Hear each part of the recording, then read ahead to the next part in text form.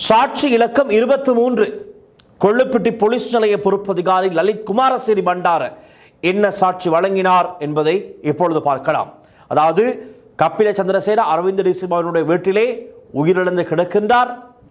முதலிலே இந்த உயிரிழந்து கீழே விழுந்து கிடக்கின்ற கப்பில சந்திரசேனுடைய உடலை ரியான்சி அரசு குழுரத்தவினுடைய உதவி சட்டத்தரணி தான் அந்த இடத்தில் முதலாவதாக பார்வையிடுகின்றார். உடனடியாக அனுஷ்கா டி சில்வாவுக்கு இதனை அறிவித்து டெர்டன்ஸ் வைத்தியசாலைக்கு தொலைபேசி அழைப்பை மேற்கொண்டு அங்கிருந்து வைத்திய குழுவை வரவழைத்து பரிசோதனை செய்துவிட்டு அவர் உயிரிழந்து விட்டார் என்பதை உறுதிப்படுத்திக் கொள்கின்றார்கள். அதற்கு பிறகு அரவிந்த் டி சில்வா கொள்ளுப்பிட்டி போலீஸ் நிலையத்திற்கு தொலைபேசி அழைப்பை மேற்கொண்டு இந்த விடயத்தை தெளிவுபடுத்தி அதன் பிறகுதான் கொள்ளுப்பிட்டி போலீஸ் நிலைய பொறுப்பதிகாரி உட்பட குழுவினர் அரவிந்த் டி சில்வாவினுடைய வீட்டிற்கு வருகை தருகிறார்கள்.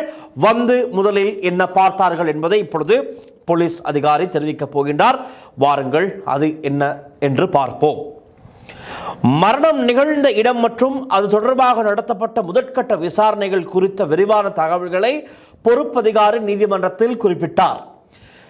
திரு அரவிந்த் டி சில்வா தனது வீட்டில் ஒருவர் தூக்கிட்டு தற்கொலை செய்து கொண்டதாக பொறுப்பதிகாரியின் தனிப்பட்ட கைபேசிக்கும் காவல் நிலையத்திற்கும் தகவல் தெரிவித்திருந்தார். காலை சுமார் 8:42 மணியளவில் ஓஐசி அதாவது பொறுப்பதிகாரி கொள்ளுப்பிட்டி போலீஸ் நிலைய பொறுப்பதிகாரி காவல்துறை அதிகாரிகள் குழுவுடன் அந்த 3 மாடி வீட்டிற்கு சென்ற போது முதல் மாடியில் உள்ள இடதுபுற அறையின் கதவு திறந்திருந்தது. அங்கு ஒருவர் நாட்காலியில் தலையை சாய்த்தபடி தூக்கில் தொங்கிக் கொண்டிருந்தார். அதாவது இது எப்படித்தான் அறைக்குள்ளே ஒரு கதவு இருக்கின்றது. அதாவது மலசல கூடத்திற்கு செல்லுகின்ற அதற்கான கதவு அது.